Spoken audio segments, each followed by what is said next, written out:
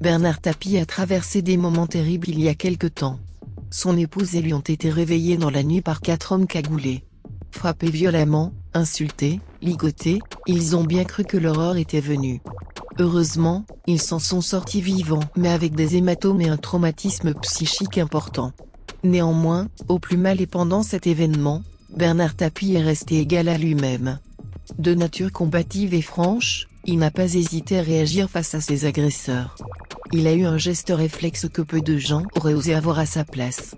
L'homme d'affaires et son épouse, Dominique Tapie, étaient dans leur maison secondaire. Bernard Tapie est âgé de 78 ans et atteint de multiples cancers.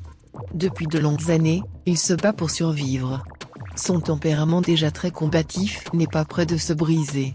Alors, quand lui et son épouse ont été agressés en pleine nuit, là encore il a sorti les crocs.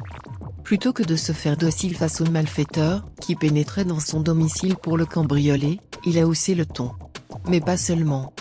Bernard Tapie et son épouse ont été battus pendant de longs moments.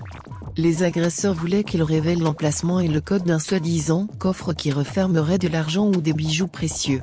Mais le couple n'avait pas de coffre du tout.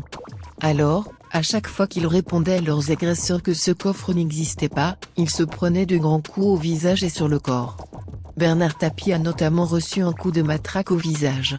Dominique, son épouse, a été traînée par les cheveux dans toutes les pièces de la maison. Jamais ces personnes n'oublieront ce qu'elles ont vécu ce soir-là. Bernard Tapie et son épouse auraient pu mourir sous les coups des malfaiteurs. Ces derniers ont même menacé de mettre le feu à leur maison et de les laisser brûler avec. Mais plutôt que de se ressasser ce qu'il s'est passé, le père de Stéphane Tapie et son épouse sont heureux d'être encore en vie. Et ils pensent à tous ceux à qui ce genre de drame arrive sans qu'ils puissent en parler.